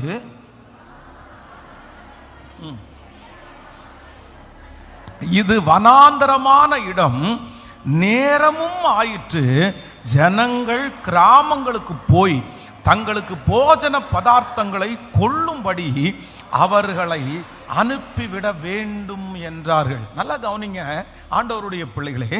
இரண்டாவது, இந்த சீடர்கள் இங்க ஒரு சூழ்நிலையில இருக்கிறாங்க. என்ன சூழ்நிலையில இருக்கிறாங்க அப்படின்னா, சாயங்காலமான போது அவர்களுடைய சீடர்கள் அவரிடத்தில் வந்து, இது வனாந்தரமான இடம், இது வனாந்தரமான இடம். ஆண்டவரே, இந்த அற்புதம் நடப்பதற்கு இந்த இடம் சரியான இடமா இல்லை. இவர்களுக்கு ஆகாரம் கொடுக்கிறதுக்கு, இத்தனை ஆயிரம் ஜனங்களுக்கு சாப்பாடு கொடுக்கிறதுக்கு இந்த இடம் சரியான இடம் இல்லை. இதே மீட்டிங் ஒருவேளை சிட்டியில் நடந்துருச்சுன்னா சரி, ஒருவேளை நீங்கள் சொல்கிறத வேணா ட்ரை வேணா பண்ணலாம். சரி, ஊரில் இருக்கிற எல்லா ஹோட்டல்லேருந்து சாப்பாடு வாங்கிட்டு வரலாம், இல்லைன்னா மடமடன்னு மளிகை ஜாமான் வாங்கி செய்யலாம், ஏதோ ஒன்று பண்ணலாம். ஆனால் இப்போ இருக்கிற சூழ்நிலை எந்த சூழ்நிலை அப்படின்னா, நம்ம சிட்டியை விட்டு ரொம்ப அவுட்டரில் வந்துட்டோம். நம்ம ஜனங்கள் நடமாட்டம் இருக்கிற இடத்துல இருந்து ரொம்ப அவுட்டர் வந்துட்டோம். கடைகள் இருக்கிற இடத்துல இருந்து ரொம்ப அவுட்டரா நம்ம வந்துட்டோம். நம்ம இருக்கிற இடம் என்ன இடம் அப்படின்னு சொன்னா, வனாந்தரமான ஒரு இடம், வனாந்தரமான ஒரு இடம். நிறைய ஆண்டவருடைய பிள்ளைகள் இன்றைக்கு அற்புதம் நடக்காதுன்னு சொல்றதுக்கு நினைக்கிறதுக்கு என்ன காரணம் அப்படின்னு சொன்னா, அவங்க என்ன சொல்றாங்க அப்படின்னா, நான் இருக்கிற இடம் சரியில்லை, என்னுடைய வீடு சரியில்லை, எங்க அம்மா அப்பா எனக்கு சரியில்லை, நான் இப்படி பிறந்திருக்க கூடாது, நான் இந்த இடத்துல பிறந்திருக்க கூடாது, நான் பிறந்த இடம் மட்டும் வேற இடமா இருந்திருந்தா, வேற ஒரு வீடா இருந்திருந்தா இது இப்படி நடந்திருக்காது, ரொம்ப அழகா செஞ்சிருக்கலாம், அழகா அந்த காரியம் முடிஞ்சிருக்கும், இந்த இடத்துல இருந்துட்டு நான் இதை பெற்றுக்கொள்ள முடியாது, இந்த இடத்திலிருந்து இந்த ஆசீர்வாதத்தை கண்டிப்பா சுதந்திரிக்க முடியாது, எனக்கு அதற்குள்ள வசதி இந்த இடத்துல இருக்குல்ல, நான் இருக்கிற இடம் யாரும் மதிக்காத இடம், நான் இருக்கிற இடம் ஒரு மோசமான ஒரு இடம். ஆனா வேதம் சொல்லுகிறது, உதிக்கிற உன்னுடைய வெளிச்சத்தினிடத்திற்கு ராஜாக்கள் ஜனங்கள் நடந்து வருவார்கள். இடம் கர்த்தருக்கு ஒரு பெரிய பொருட்டு இல்லை. அற்புதம் செய்வதற்கு கர்த்தருக்கு இடம் பொருட்டு அல்ல. உங்களை உயர்த்துறதற்கு ஆண்டவருக்கு இடம் பொருட்டு அல்ல. எகிப்து என்கிற ஒரு கொடிய அரண்மனைக்குள்ளே கடந்து போனாலும், எகிப்து என்று ஆட்களை கொல்லுகிற ஒரு சவக்கிடங்குக்குள்ள கொண்டு போனாலும், அந்த சவக்கிடக்கிலிருந்து ஒரு மனுஷனை பார்வோனுக்கு அதிகாரியாய் மாற்றுவதற்கு என் கர்த்தரால முடியும். நம்புறவங்க எத்தனை பேர் விசுவாசிக்கிறீர்கள்? ஆமென். மோசே ஆண்டவரை பார்த்து, ஆண்டவரே இது சாத்தியம் இல்லை, வேற யாரையாவது ஒருத்தரை அனுப்புன்னு சொல்றதுக்கு என்ன காரணம் அப்படின்னு சொன்னா, அவர் என்ன நினைக்கிறார் அப்படின்னா, எனக்கு இடம் சரியில்லை, நான் எகிப்துல இருந்திருந்தான்னா கதை வேற, நான் பார்வோனுடைய அரண்மனையில இருந்திருந்தேன்னா வேற மாதிரி, நான் அங்க இருந்து இந்த வார்த்தையை நீங்க சொல்லியிருந்தீங்கன்னா கண்டிப்பா நான் நம்பி இருப்பேன், அங்க இருக்கும்போது நான் இதே வார்த்தையை நான் நம்பினேன். அநித்தியமான பாவ சந்தோஷத்தை அனுபவிக்கிறதை பார்க்கலும் தேவனுடைய பிள்ளைகளோடு சேர்ந்து துன்பத்தை அனுபவிப்பதை தெரிந்து கொண்டேன். ஒரு எபிரேயனை ஒரு எகிப்தியன் அடிக்கிறத பார்த்துட்டு நானே அவனுக்கு விரோதமா அடிச்சு அவனை கொன்னுட்டேன். அன்னைக்கு எனக்கு இருந்த தைரியம் அந்த மாதிரி. ஏன்னா நான் இருந்த இடம் வேற இடம், என்னை சுற்றி இருந்த அட்மாஸ்பியர் வித்தியாசமான இடம், எனக்கு சாப்பாடு போட்டவங்க பார்வோனுடைய வீடு, நான் இருந்த இடம் பார்வோனுடைய வீடு, அந்த அரண்மனையில் இருக்கிற வரைக்கும் எனக்கு ஒரு பெரிய நம்பிக்கை இருந்துச்சு. ஆனா இப்ப என்ன வனாந்தரத்தில் கொண்டு வந்து, யாரும் இல்லாத இந்த காட்டுக்குள்ள கொண்டு வந்து ஆடு மேய்க்க பண்ணிட்டு, இந்த பாறையும் இந்த வெயிலின் மத்தியில இருந்து இங்க இருந்து 20 லட்சம் பேரை நான் எப்படி நடத்துவேன்? நான் இருக்கிற இடம் சரியில்லை, என்னை கொண்டு வந்த இடம் ஒரு வித்தியாசமான இடம், எனக்கு பிடிக்காத ஒரு இடத்துல நீங்க கொண்டு வந்தீங்க, இந்த இடத்துல வெறும் பாறை தான் இருக்குது, இந்த இடத்துல வெறும் வெயில் மட்டும்தான் இருக்குது. ஆனா ஆண்டவர் இப்போ வாக்கு கொடுக்கிறாரு, நீ எந்த இடத்துல இருந்தாலும் அங்க இருக்கிற முட்செடியை நீ உற்று கவனித்து பாய். அந்த முட்செடி எரிந்து கொண்டிருந்தாலும் அது வேகவே இல்லை. ஏன்னா இந்த இடமானாலும் உன்னை உயர்த்துகிறதற்கு கர்த்தர் வல்லவர். சிஸ்டர், நீங்க இருக்கிற இடத்துல கர்த்தரால உங்களை உயர்த்த முடியும். பிரதர், நீங்க இருக்கிற அந்த இடத்திலிருந்து கர்த்தருக்கு உங்களை உயர்த்த முடியும். ஆண்டவருக்கு வேற இடத்துல தான் உங்களை வச்சு உயர்த்தணும்னு கிடையாது. இதே ஜனங்களுக்கு முன்பாக, அதே ஜனங்களுக்கு முன்பாக அதே இடத்துல உங்க தலையை உயர்த்தணும்னு நினைச்சா அதை ஒருவராலும் தடுக்க முடியாது. அந்த இடத்துல தேவையான ஆசீர்வாதம் கடந்து வரும். அந்த இடத்துல உங்களுக்கான வழிகள் திறக்கும். அதே இடத்துல உங்கள் தலையை நிமிர பண்ணுகிறதற்கு கர்த்தர் வல்லவர். அந்த இடத்துல ஆண்டவர் எத்தனை எதிர்ப்புகள் இருந்தாலும், எத்தனை சூழ்நிலைகள் விரோதமா இருந்தாலும் கர்த்தர் உங்களோடு இருப்பாரே. ஆனால் கர்த்தருக்கு பிரியமானவன் அவருக்கு சித்தமானதை பாபிலோனிலும் செய்வான். கர்த்தருக்கு பிரியமானவன் அவருக்கு சித்தமானதை பாபிலோனிலும் செய்வான். கர்த்தர் ஒரு மனிதனை உயர்த்துவதற்கு இடம் ஒரு பொருட்டு அல்ல. இடம் ஒரு பொருட்டு அல்ல. ஒன்றும் இல்லாத இடத்துல கர்த்தர் உங்களை ஆசீர்வதிக்க வல்லவர். ஆமென். எந்த அனௌன்ஸ்மெண்ட்டும் இல்லாத இடத்துல கர்த்தர் உங்களை ஆசீர்வதிக்கிறதுக்கு வல்லவராக இருக்கிறார். உலகத்தில் சில மனிதர்களுடைய கடைகள், சில ஃபேமஸான சில கடைகளை பார்த்தீங்கன்னா அவங்களுடைய பின்னணி, அவங்களுடைய ஆரம்பம் எல்லாம் பார்த்தீங்கன்னா சந்தா தான் இருக்கும், தெருவாக தான் இருக்கும். சில ஒரு சின்ன முட்டு சந்தா இருக்கும், யாரும் விரும்பாத ஒரு இடமா இருக்கும். ஆனால் அந்த இடத்துலேருந்து எட்டாத உயரத்தில் வந்து உட்கார்ந்துருப்பாங்க. அவர்களுக்கே கர்த்தர் அப்படி செய்ய முடியுமானால் உங்களுக்கும் எனக்கும் ஏன் செய்ய முடியாது? கண்டிப்பாக செய்ய முடியும். நீ பிறந்த இடம் சரியான இடம்தான். கர்த்தர் உங்களை பிறக்க பண்ணின இடம் சரியான இடம்தான். மனிதர்கள் முத்திரை போடலாம், மனிதர்கள் முத்திரை போடலாம். சிலருக்கு வந்து இப்போதான் சமீப காலமாக தான் நான் அதை பார்க்குறேன். இதுக்கு முன்னாடியெல்லாம் எனக்கு அது தெரியாது. நிறைய பேர் தங்களுடைய ஜாதியை வச்சு தங்களை ஒதுக்கிக்குவாங்க. நான் வந்து மோசமான ஒரு ஜாதியில் பிறந்தேன், என் ஜாதி வந்து ரொம்ப சின்ன ஜாதி, என் ஜாதி இப்போ இந்த மாதிரிலாம் இதெல்லாம் யாரு? இதெல்லாம் மனிதர்கள் தான் உண்டு பண்ணது. இதுக்கும் அதுக்கும் சம்பந்தமே இல்லை. அதை வச்சே நிறைய பேர் தங்களை டிசைட் பண்ணிக்குவாங்க. என்னதான் இருந்தாலும் எங்களை யாரும் மதிக்க மாட்டாங்கல்ல, என்னதான் இருந்தாலும் நாங்கள் இப்படி தானே பிறந்திருக்கிறோம், நான் மட்டும் ஒரு ஹை காஸ்டில் பிறந்திருந்தேன்னா, நான் மட்டும் அப்படி பிறந்திருந்தேன்னா. யார் சொன்னா? கர்த்தருடைய சமூகத்தில் ஆண் என்றும் இல்லை, பெண் என்றும் இல்லை, கீழ் ஜாதி மேல் ஜாதின்னு கர்த்தர் சமூகத்தில் இல்லை. இந்த பைபிளில் ஒன்னே ஒன்று, ஆண் பெண். கர்த்தர் அப்படி வேறு பிரிச்சிருக்கிறாரே தவிர நீங்க எந்த இடத்துல இருந்தாலும் இந்த மனிதர்கள் பேசுகிற வார்த்தையை நீங்க பயப்படவே வேண்டாம். உங்களை சுற்றி இருக்கிற சொந்தக்காரங்க ஒருவேளை சொல்லலாம், நீ கிறிஸ்டியானிட்டிக்கு போன, அது கீழ் ஜாதி, அது மோசமான ஜாதி, அது வந்து எல்லாரும் கஷ்டப்படுறவங்க போறது. அவங்களுக்கு தெரியாது இந்த உலகத்திலேயே விலையேற பெற்ற ரத்தம்னு ஒன்று இருக்குமானால் நீங்களும் நானும் ஆராதிக்கிற இயேசுனுடைய ரத்தம் தான் விலையேற பெற்ற ரத்தம். அந்த ரத்தம் பாவம் இல்லாத ரத்தம், அந்த ரத்தம் பரிசுத்தமான ரத்தம். அந்த ரத்தத்துக்கு தான் இந்த உலகத்தில் இருக்கிற பாவங்களை சுத்திகரிக்கிறதுக்கு வல்லமை இருக்கிறது. உலகத்தில் வந்து எந்த மனுஷனையும் பிரகாசிக்கிற ஒளி. ஆமென். அந்த ரத்தம் விலையேற பெற்ற ரத்தம். ஹல்லேலூயா. கைகளை அசைத்து ஒரு ஹல்லேலூயா சொல்லலாம். சோ நம்மை ஆசீர்வதிப்பதற்கு இடம் ஒரு தடை அல்ல.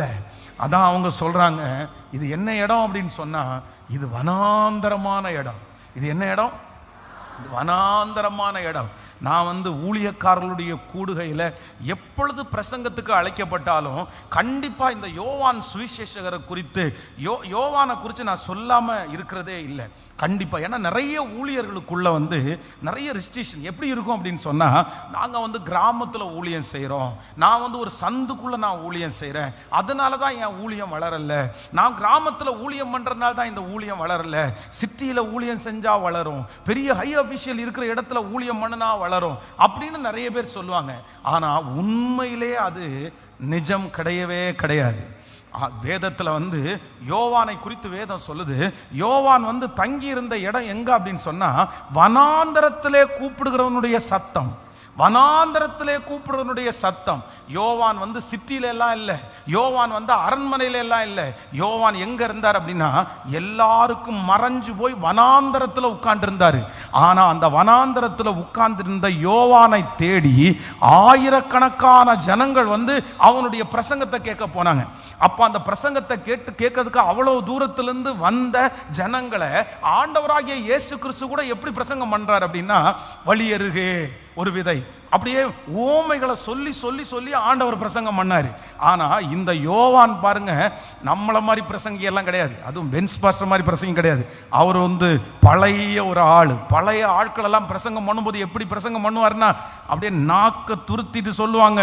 செத்த உடஞ்ச அவங்க ஞாயிற்றுக்கிழமை வாக்கு தத்துவம்னு எடுக்கிறதே என்ன எடுப்பாங்கன்னு சொன்னா, அடிக்கடி கடிந்து கொள்ளப்பட்டும் தன் பிடரியை கடினப்படுத்துகிறவன் சகாயமின்றி சடுதியிலே நாசம் அடைவான். அதுதான் ஃபர்ஸ்ட் வசனமா எடுப்பாங்க. அடுத்த வசனம் எடுக்கும்போது யூதாஸ் நாண்டு கொண்டு செத்தான் அப்படின்னு எடுப்பாங்க. இன்னொரு பிரசங்கத்துக்கு வசனம் எடுத்தாங்கன்னா, எப்ராயிமே நீ திருப்பி போடப்படாத அப்பம் அப்படின்னு எடுப்பாங்க. அவங்க பிரசங்கத்தை எல்லாம் கேட்டீங்கன்னா நம்ம ஆட்களுக்கெல்லாம் கதி கலங்கிரும். என்ன மாதிரி அந்த பிரசங்கத்தில் எவ்வளவு திட்டு. அதே போல இந்த யோவான் சானவனுடைய பிரசங்கம் வந்து ஆண்டவருடைய பிரசங்கத்தை போல அல்ல. விரியன் பாம்பு குட்டிகளே, வரும் கோபத்திற்கு உங்களை தப்பித்துக் கொள்வதற்கு வழிகாட்டினவன் யார்? நல்ல கனிகளை கொடுங்கள், அப்படி கெட்ட கனிகளை கொடுத்தீங்கன்னா நீங்க வெட்டுண்டு அக்னியிலே போடப்படுவீர்கள். அந்த பிரசங்கத்தை கேட்டு ஒப்பு கொடுக்குறாங்க பாருங்களேன். சோ இந்த யோவான் ஸ்நானகன் இருக்கிற இடம் வனாந்தரமான இடம், இருக்கிற இடம் சரியில்லை. அதற்கு பிறகு அவர் பண்ணுகிற பிரசங்கம் வந்து சாஃப்டான பிரசங்கம் இல்லை. அவர் பண்ணுகிற பிரசங்கம் வந்து அப்படியே எல்லா ஜனங்களுக்கும் தண்டனை கிடைக்கும் அப்படின்ற ஒரு வசனம். அடுத்து பார்த்தீங்கன்னா அவர் போட்டிருந்த ட்ரெஸ், வேதம் சொல்லுகிறது அவர் வந்து தோல் உடைய போட்டிருந்தாராமா. அவருடைய ட்ரெஸ் வந்து கோட் ஷூட்டு அப்படி போட்டு டையை கட்டி ஒரு ஷூவை கட்டி அப்படியே கால் மேலே காலை போட்டு ஒரு பெரிய ராஜா சேர்ல உட்கார்ந்தெல்லாம் பிரசங்கம் பண்ணல. அவர் சாதாரணமா ஒரு தோல் உடைய போட்டு பிரசங்கம் பண்றாரு. அடுத்து ஒரு பிரச்சனை, அவருடைய சாப்பாடு நல்ல மட்டன் பிரியாணி 5 ஸ்டார் ஹோட்டல் உட்கார்ந்து சாப்பிடல, வெட்டுக்கிளியும் காட்டுத்தேனும் அவருடைய உணவா இருந்துச்சு. ஆனா ஆயிரக்கணக்கான பேர் போய் போலீஸ்ல இருக்கிறவங்க, அந்த நாட்கள்ல கவர்மெண்ட்ல வேலை செய்யறவங்க அத்தனை பேரும் போய் அவரிடத்துல என்ன கேட்டாங்கன்னா, நாங்க என்ன பண்ணணும்னு கேட்டாங்க. நாங்க என்ன பண்ணணும்னு கேட்டாங்க. அப்போ அந்த தேவ மனுஷன் இருந்த இடமோ, அவர் பேசின பேச்சோ, அவர் சாப்பிட்ட சாப்பாடோ, அவர் உடுத்தின உடையோ ஊழியம் விரிவாக்க பணிக்கு அது ஒரு தடையா இல்லை அப்படின்னு சொன்னா, நீங்க எந்த இடத்துல இருந்தாலும் அந்த இடத்துல உங்களை தேடி ஜனங்களை கொண்டு வருகிறதற்கு, உங்களை ஆசீர்வதிக்கிறதற்கு, கர்த்தர் எவரையும் பயன்படுத்துகிறதற்கு, மேன்மைப்படுத்துகிறதற்கு கர்த்தர் வல்லவராய் இருக்கிறார். மகனே, உன் தாளந்தை விட கர்த்தருடைய வார்த்தை பெரியது. உன்னுடைய படிப்பை விட கர்த்தர் பெரியவர். உன்னுடைய அழகை விட கர்த்தர் பெரியவர். நீங்க இருக்கிற இடத்தை விட கர்த்தர் பெரியவர். உங்களுடைய பேக்ரவுண்டை விட கர்த்தர் பெரியவர். உங்களுடைய தோற்றத்தை விட கர்த்தர் பெரியவர். ஆண்டவர் நினைச்சாருன்னா இல்லாதவைகளை இருக்கிறது போல் அழைக்கிற கர்த்தர், ஒன்றும் இல்லாமல் இருந்து எல்லாவற்றையும் உருவாக்குற கர்த்தர், சாதாரண கூழாங்கல்லை கொண்டு கோலியாத்தை வீழ்த்தின கர்த்தர் உங்களை கொண்டு செய்ய வல்லவர்னு நம்புறவங்க நல்ல கரங்களை மேல தட்டி, வாலிப தம்பி, ஆண்டவர் ஒன்ன அந்த இடத்துல தான் உயர்த்த போறாரு. கர்த்தருக்கு உன் இடம் பெருசு இல்ல. ஆமென். உன்னுடைய முகவரி கர்த்தருக்கு பெருசு இல்ல. உன் முகவரி சிறைச்சாலையா இருக்கலாம், உன் முகவரி ஒருவேளை சாணி தரையா இருக்கலாம், உன் முகவரி ஒருவேளை அனாதையா இருக்கலாம். ஆனா அப்படிப்பட்ட முகவரி உள்ளவர்களை எடுத்து அவருடைய பேரை முன்னாடி போட்டு முகவரி இல்லாதவர்களுக்கு முகவரியை கொடுத்து சாட்சியாய் நிறுத்துகிற ஒரு தேவனுக்கு நல்ல கரங்களை தட்டி இப்போ இப்போ இப்போ இருக்கிற இடத்துல அந்த இடத்துல அந்த சொந்தக்காரர்களுக்கு முன்பாய் ஒரு பந்தியை ஆயத்தப்படுத்துகிற கர்த்தர், ஹல்லேலூயா. நீங்க இருக்கிற மேன்மையான ஒரு இடத்தை இழந்திருக்கலாம். அந்த இடமே உங்களுக்கு திரும்ப திரும்ப வந்துட்டு இருக்கலாம். சிலர் பாருங்க, என்னதான் அவங்க வந்து சொன்னாலும், இந்த ஃபாரின்ல போயிட்டு ஒரு 10 வருஷம் இருந்துட்டு வர்றவங்க பாருங்க, என்ன பேசினாலும் அவங்க வாயில வந்து அந்த வார்த்தை வந்துட்டே இருக்கும். நான் துபாயில் இருந்தபோது, நான் ஓமான்ல இருந்தபோது, நான் வந்து ஆஸ்திரேலியாவில் இருந்தபோது, நான் வந்து யூஎஸ்ல இருந்தபோது. ஏன்னா அவங்களால மறக்கவே முடியாது. 10 வருஷம் வெளிநாட்டில் இருந்துட்டாங்கன்னு வச்சுக்கோங்களேன், அந்த இடம் அவங்களுக்கு ரொம்ப பிடிச்சி போயிடும். அந்த கிளைமேட்டு, அந்த சாப்பாடு, அந்த சம்பளம். ஏன்னா இங்கெல்லாம் நமக்கு வந்து சம்பளம் கொடுத்தா கூட குறையும். அங்க வந்து கொஞ்சமா கொடுக்கறது இந்த ஊர்ல கொண்டா ரொம்ப ஜாஸ்தியா இருக்கும். அதனால அவங்க, நீங்க இல்லைன்னா கேட்டு பாருங்க, வெளிநாட்டுல போயிட்டு வந்த யார்கிட்ட வேணாலும் நீங்க பேச்சு கொடுங்க, அரை மணி நேரம் நீங்க பேசுறதுக்குள்ள 5 டைமாவது அந்த ஊர் பேர் அவங்க சொல்லாம இருக்க மாட்டாங்க, வந்துட்டே இருக்கும் அவங்களுக்கு. நான் நிறைய பேர் அந்த மாதிரி வாட்ச் பண்ணியிருக்கிறேன். நிறைய பேர் என்கிட்ட சொல்லியிருக்காங்க, நான்லாம் ஓமானில் இருக்கும்போது, நான்லாம் குவைத்தில் இருக்கும்போது, நான்லாம் சம்திங் எல்லாம் சொல்லுவாங்க. ஐயோ அப்படி இருக்கும், அப்படி இருந்தேன் நான். ஏன் அப்படின்னா அவங்க ரொம்ப தவற விடுறாங்க. அவங்க என்ன நினைச்சாங்கன்னா, அந்த ஊர்ல இருக்கும்போதுதான் எனக்கு சம்பளம் நிறைய, அந்த ஊர்ல இருக்கும்போதுதான் எனக்கு ஆண்டவர் ஆசீர்வதிக்கிறாரு, அந்த ஊருக்கு போனாதான். நிறைய பிள்ளைகள் கூட இன்னைக்கு என்ன நிறைய பணத்தை கொண்டு போய் வேஸ்ட் பண்ணுவாங்க. யாரோ ஒருத்தரிடத்துல கொடுத்து, நான் ஃபாரின் போகணும், உன் நோக்கம் என்ன, நான் ஃபாரின் போகணும், உன் ஆசை என்ன, நான் ஃபாரின் போகணும். நீங்க ஃபாரின் போங்க, அதெல்லாம் தப்பு இல்லை. நீங்க வெளிநாட்டுக்கு போங்க, அதெல்லாம் தப்பு இல்லை. ஆனா வெளிநாட்டுக்கு போனாதான் நீங்க ஆசீர்வதிக்கப்படுவீங்க. தமிழ்நாட்டில் நீங்க ஆசீர்வதிக்கப்பட மாட்டீங்கன்னு நான் சொல்லல. கர்த்தர் இங்க ஆசீர்வதிச்சு அங்க பிரான்ச் ஓபன் பண்ணணும். ஆமென். வாலிபர்கள் எல்லாரும் இங்க, உங்களுடைய எல்லாம் உங்களுடைய அஸ்திவாரம் இங்க. ஆனா பிரான்ச் அப்படின்னு போட்டு எங்க போடணும்னா, ஓமான்ல ஒரு பிரான்ச் இருக்கணும், உங்களுக்கு ஆஸ்திரேலியாவில் ஒரு பிரான்ச் இருக்கணும், யூஎஸ்ல ஒரு பிரான்ச். கர்த்தர் செய்ய மாட்டாரா? கண்டிப்பா ஆண்டவர் செய்வாரு. இந்த ரத்தினபுரியிலேயே கர்த்தர் ஒரு ஊழியத்தை ஆரம்பிச்சு, இந்த தெருவில் 15-20 வருஷத்துக்கு முன்னாடி போனா யாரும் நடமாட்டம் போக மாட்டாங்க. இங்க புடிச்சு பாக்கெட்ல இருக்கிற பணத்தை எல்லாம் புடுங்கிடுவாங்களோன்னு பயப்பட்ட இடத்துல கர்த்தர் ஒரு சபையை ஆரம்பிச்சு ஜனங்களை கொண்டு வந்து 27 கண்ட்ரிக்கு ஆண்டவர் கொண்டு போக முடியும்னா ஏன் செய்ய மாட்டாரு? உலகத்தில் இருக்கிறவனை விட உங்களுக்குள்ள இருக்கிறவர் பெரியவர். நீங்க விசுவாசித்தால் தேவனுடைய மகிமையை காண்பீர்கள். கர்த்தருக்கு இடம் பெருசு இல்ல, கர்த்தருக்கு இடம் பெருசு இல்ல, ஆண்டவருக்கு இடம் பெருசு இல்ல, கர்த்தருக்கு இடம் பெருசு இல்ல. ஆமென். மண்ணுல இருக்கிறவனை மாணிக்கத்துக்கு கொண்டு போய் வைக்கிறவர் கர்த்தர், ராஜாக்களோடு உட்கார வைக்கிறவர் கர்த்தர். உங்க பிள்ளைகளை கர்த்தர் ராஜாக்களோடு உட்கார வைக்க போறாரு. ஆமென். வெகு சீக்கிரத்தில் அது நடக்க போகிறது. கர்த்தர் பெரியவர். ஹalleluya. Thank you Jesus. கைகளை உயர்த்தி எத்தனை பேர் நீங்கள் நம்புகிறீர்கள்? சொல்லுங்க அப்பாட்ட, கர்த்தருக்கு அற்புதம் செய்வதற்கு. ஆமென், ஆமென், ஆமென், ஆமென். ஸ்தோத்திரம். கர்த்தர் இடம் உண்டாக்க போகிறார். கர்த்தர் இந்த இடத்துல வெட்கப்பட்ட அதே இடத்துல என்ன அவரால் நிறுத்துறதற்கு முடியும். அவருக்கு அது லேசான காரியம். சொல்லுங்க அப்பாட்ட, இந்த வார்த்தையை விசுவாசிக்கிற ஆண்டவரேன்னு சொல்லுங்க, இந்த வார்த்தையை நான் நம்புற ஆண்டவரேன்னு சொல்லுங்க. கர்த்தரால் செய்ய முடியாதது ஒன்றுமே இல்லை. ஹalleluya, ஹalleluya, ஹalleluya. என் தலையை உயர்த்துகிறவர் கர்த்தர். ஆமென். மேற்கு கிழக்கு வடக்கு தெற்கு பரம்புவா என்றீரே, பூமியின் தூளை போல் சந்ததி பெருகும் என்று வாக்குரைத்தீரே. மேற்கு கிழக்கு வடக்கு தெற்கு பரம்புவா என்றீரே, பூமியின் தூளை போல் சந்ததி பெருகும் என்று வாக்குரைத்தீரே. சொன்னதை செய்யும் அளவும் என்னை கைவிடவே மாட்டோம். சொன்னதை செய்யும் அளவும் என்னை கைவிடவே கைகளை மேல தட்டி சொல்லு.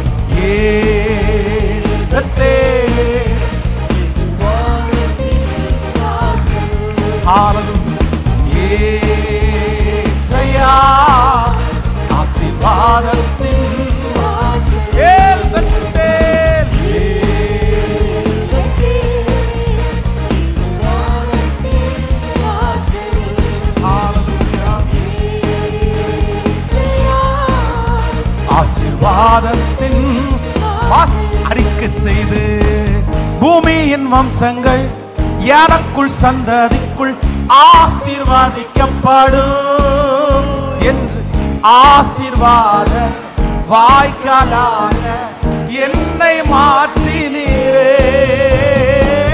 பூமியின் வம்சங்கள் எனக்குள் சந்ததிக்குள் ஆசீர்வாதிக்கப்படும் என்று ஆசீர்வாத வாய்க்காலாக என்னை மாற்றினீரே.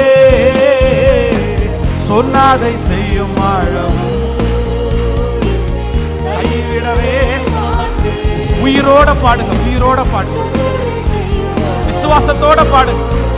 அப்பா நடக்கட்டும். ஏல் பெத்தேல் வானத்தின் வாசல் ஏசையா ஆசீர்வாதத்தின் ஏல் பெத்தேல் வானத்தின் ஏசையா ஆசீர்வாதத்தின் செல்லும் இடமெல்லாம் செல்லும் இடமெல்லாம் என்னோடு இருந்து என்னை கனப்படுத்துவே. தகப்பன் தேசத்திற்கு திரும்பும் வரையில் என்னை காப்பாற்றுவே. ஓ செல்லும் இடமெல்லாம் என்னோடு இருந்து என்னை கனப்படுத்துவே. தகப்பன் தேசத்திற்கு திரும்பும் வரையில் என்னை காப்பாற்றுவே. சொன்னதை செய்யும் அழகும் சொல்லுங்க சொல்லுங்க கைவிடவே. இயேசுவே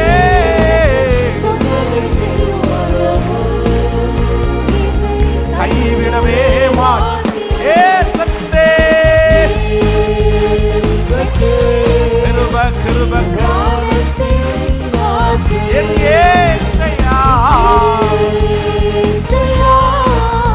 ஆசீர்வாதத்தின்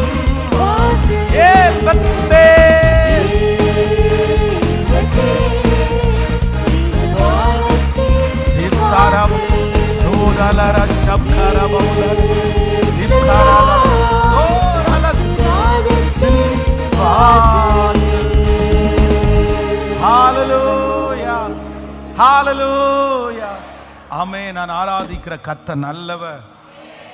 ஆமென். சாயங்காலம் அதான் சீடர்கள் ஆண்டவரை பார்த்து சொல்றாங்க, ஆண்டவரே இந்த அற்புதம் நடக்கிறதுக்கு வாய்ப்பே இல்லை, இவர்களுக்கு ஆகாரம் கொடுக்கவே முடியாது, அவங்கள வெகு சீக்கிரமா அனுப்பிவிடணும், அவங்க வேகமா போட்டும். காரணம் என்ன அப்படின்னா சாயந்தரம் ஆயிடுச்சு.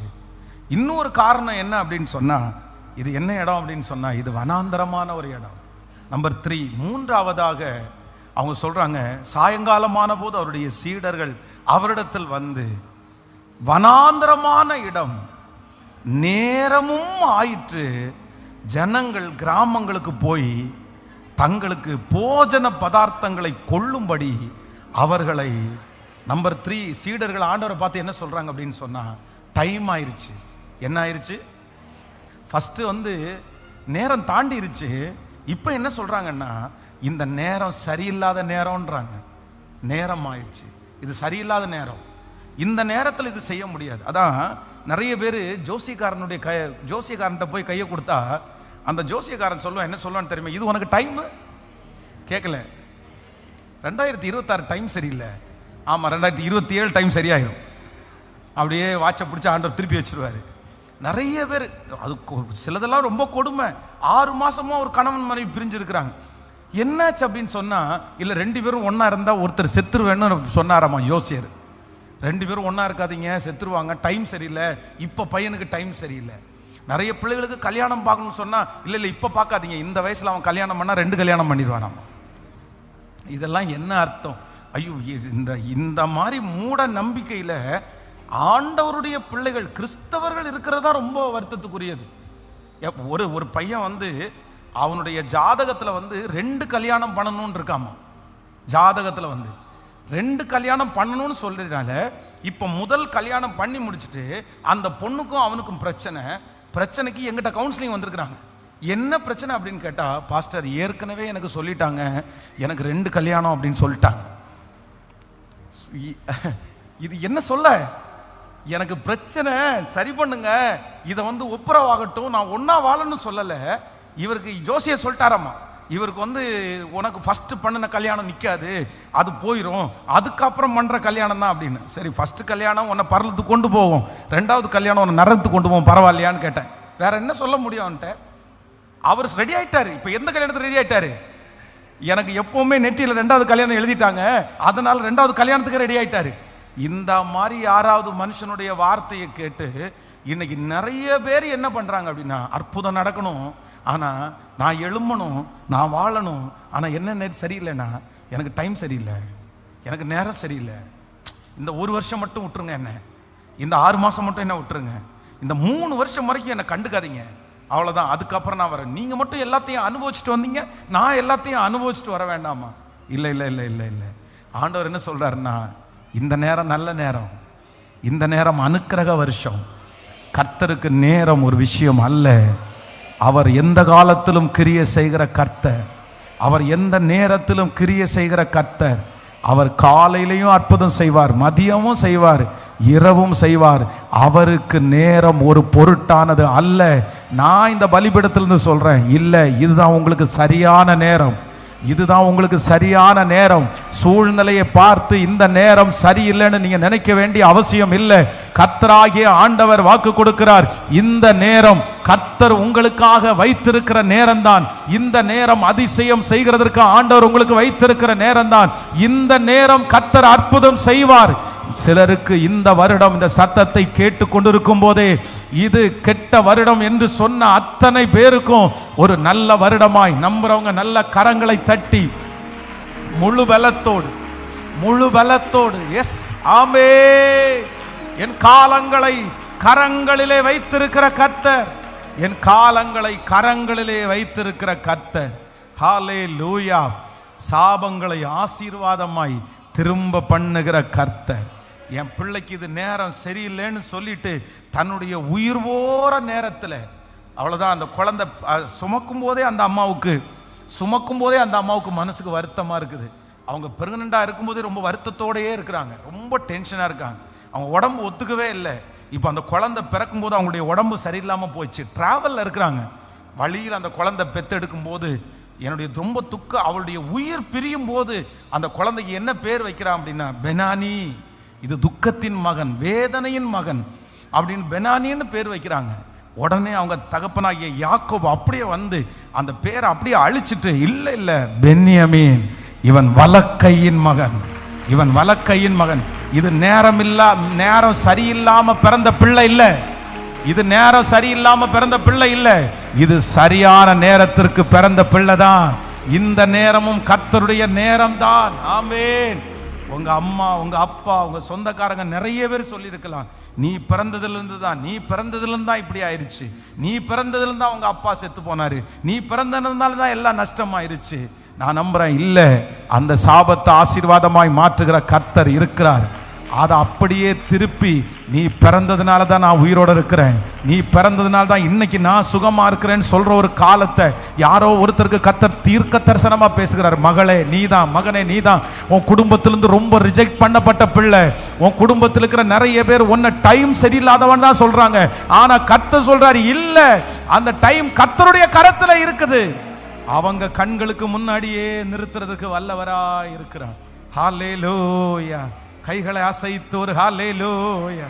இப்ப நம்ம வாசிக்கும் போது வேதம் சொல்லுது, அவர்கள் திருப்தியாய் சாப்பிட்டு, எல்லாரும் சேர்ந்து வாசிக்கலாம் 20வது வசனம், எல்லாரும் சாப்பிட்டு திருப்தி அடைந்தார்கள், மீதியான துணிக்கைகளை 12 கூடை நிறைய எடுத்தார்கள். ஆமென். ஹல்லேலூயா, ஹல்லேலூயா. இந்த அற்புதம் நடக்க போகிறது, கர்த்தருடைய அற்புதம் நடக்க போகிறது.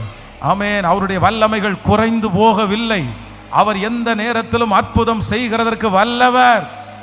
நம்பர் 1 முதலாவதாக சாயந்திரமானது, நம்பர் 2 இரண்டாவதாக வனாந்தரமான இடம், நம்பர் 3 மூன்றாவதாக நேரமும் ஆயிற்று. ஆனா இந்த சூழ்நிலை எதுவுமே ஆண்டவருக்கு ஒரு பெரிய பொருட்டு. சத்தமா சொல்லுங்க, நீங்க சொல்றது எதுவுமே